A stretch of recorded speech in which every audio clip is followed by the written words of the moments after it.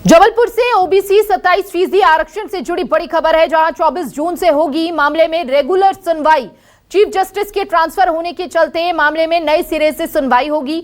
24 जून को तय होगा किस पक्ष का वकील कितनी देर रखेगा दलील। आज भी सुनवाई टालने की मांग की जा रही थी।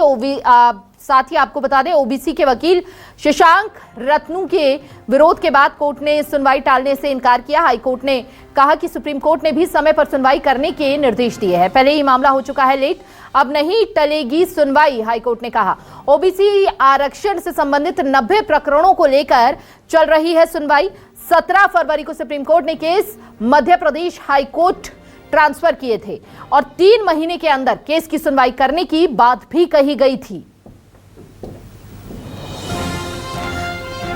24 जून को तय होगा किस पक्ष का वकील कितनी देर रखेगा दलील। कोर्ट ने सुनवाई टालने से इनकार किया।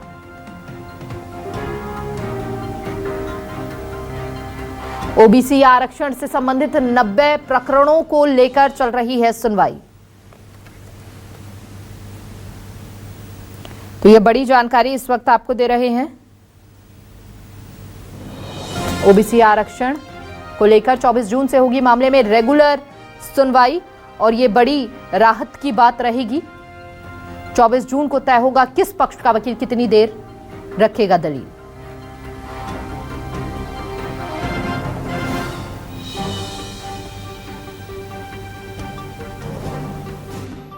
आज एमपी ओबीसी रिजर्वेशन के मामले मध्य प्रदेश हाईकोर्ट जबलपुर में लगे हुए थे। उसमें यह तय हुआ कि अब अगली डेट इसकी वेडनेसडे से रखी जाएगी और नियमित सुनवाई होगी।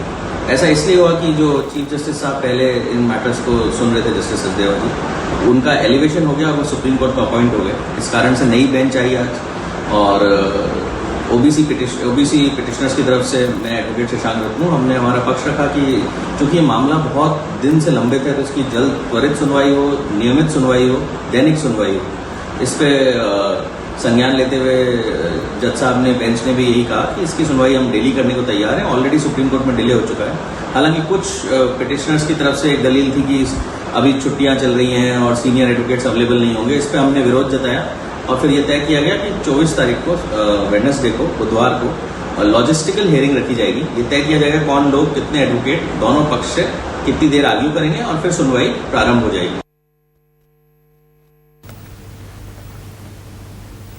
हाईकोर्ट ने फैसले पर रोक लगाई है। देखिए, आपको ग्राफिक्स के जरिए हम समझा रहे हैं अब तक इस पूरे मामले में क्या क्या हुआ है। 24 जून से अब मामले में रेगुलर सुनवाई होने जा रही है और यहाँ पर देखिए क्या होगा इसमें। चीफ जस्टिस के ट्रांसफर होने के चलते मामले में ज्यादा जानकारी के लिए संवाददाता कुमार इंदर हमारे साथ जुड़ चुके हैं। कुमार इंदर, एक लंबा इंतजार हम सभी ने देखा, आज भी सुनवाई टालने की मांग की जा रही थी। अब जो रेगुलर सुनवाई की तारीख भी यहाँ पर तय हो गई है, क्या लग रहा है कि मामला अभी भी टल ही रहा है जबकि सुप्रीम कोर्ट ने साफ निर्देश दिए थे? बिल्कुल सही आपने कहा कि मामला टल ही रहा है। देखिए, ये बात ठीक है, राहत वाली है कि 24 जून से इस मामले में रेगुलर सुनवाई होगी, लेकिन इसका ये दूसरा पहलू देखिए तो 3 महीने निकल चुके हैं। जो सुप्रीम कोर्ट ने इसको तय की थी गाइडलाइन, वो निकल चुके हैं। इसके पहले भी इसमें सुनवाई हुई, फिर से सुनवाई, अब चीफ जस्टिस का सीधी सुप्रीम कोर्ट ट्रांसफर हो चुका है। तो लिहाजा अब नई कोर्ट बनेगी, नई कोर्ट में फिर से 24 जून को सुनवाई होगी और फिर से ओबीसी की विरोधी पक्ष उसमें अपना पक्ष रखेंगे। तो कुल मिला के कह सकते हैं कि मामला टलता जा रहा है और आज हाईकोर्ट ने भी इस बात को माना। जिराय के दौरान जब शशांक रत्नू ने इस बात को जिक्र किया, दूसरे वकील जब कह रहे थे कि मामले को टाला जाए, तो हाईकोर्ट ने कहा नहीं टालेंगे इस मामले को। ऑलरेडी ये मामला बहुत डिले हो चुका है और लिहाजा यही है कि 24 जून से इस मामले में सुनवाई करेंगे। तो अब देखना यह है कि 24 जून से जब इसमें सुनवाई होगी तो 24 जून को ये तय होगा कि किस पक्ष का वकील कितनी देर अपनी दलीलें रखेगा, कितने दिन, कितने लोगों को कितने घंटे इस मामले को बहस करने के लिए मिलते हैं, ये देखना होगा। और क्योंकि विपक्ष जो ओबीसी आरक्षण का जो विरोधी पक्ष था, वो ऑलरेडी 2 से 3 दिन जो सुनवाइयां चली थी उसमें अपना पक्ष रख चुका था, लेकिन फिर से अब प्रक्रिया होगी, फिर से सुनवाई होगी क्योंकि बेंच नहीं बनी है। ये प्रक्रिया के तहत ही है कि वो सुनवाई फिर से हो। अब देखना है कि विरोधी पक्ष हमने देखा कि एक बड़ी बहस जो है पहले तो हाईकोर्ट में देखी गई, उसके बाद ये मामला सुप्रीम कोर्ट गया, सुप्रीम कोर्ट ने वापस यहाँ पर भेजा। अब मामले की सुनवाई, जो निर्देश दिए गए 3 महीने के, वो भी निकल गया। अब मामले की सुनवाई को लेकर भी टाला मटोली देखी जा रही है।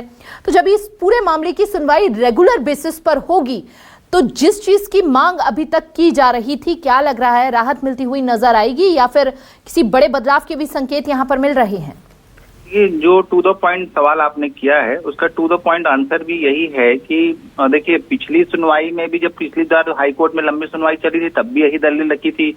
इंदिरा साहनी जजमेंट, फलाना जजमेंट, इस तरह के तमाम जजमेंट का उदाहरण दिया गया और बताने की कोशिश की गई थी हाई कोर्ट को कि 50% से ऊपर यदि हाई कोर्ट रिजर्वेशन यदि एक्सीड करता है तो कहीं ना कहीं कानून का उल्लंघन है। लेकिन ये बात कब की खत्म हो चुकी है? ये पुराने जजमेंट है, उसके बाद नए अमेंडमेंट आ चुके हैं और ये कह भी गया है कि जहां पर जितनी जिसकी आबादी हो उसी हिसाब से जो है वो वहां पर आरक्षण एक्सीड किया जा सकता है। लेकिन वही दलीलें फिर से सुनी, पक्ष और विपक्ष दोनों की सुनी लंबी सुनवाई के बाद। जैसा कि आप जानती हैं कि सुप्रीम कोर्ट गया, फिर उन्होंने कहा कि हाई कोर्ट ज्यादा पावरफुल है, वो ज्यादा चीजें से समझ सकता है।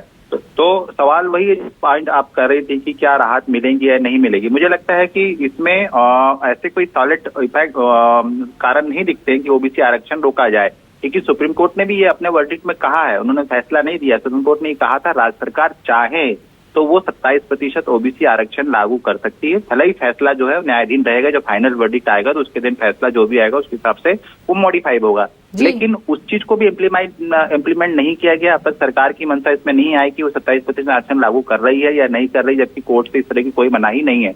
हाईकोर्ट में भी कहीं भी कानून पर मनाही नहीं है, जो सवाल आप कर रही थी। तो अब देखना यह है कि सरकार ये कह रही है कि हम ओबीसी आरक्षण लागू करने के लिए तैयार है, हमारी मंशा है कि मध्य प्रदेश की जो 51%, 50% से ज्यादा आबादी है उसको उसका हक मिले।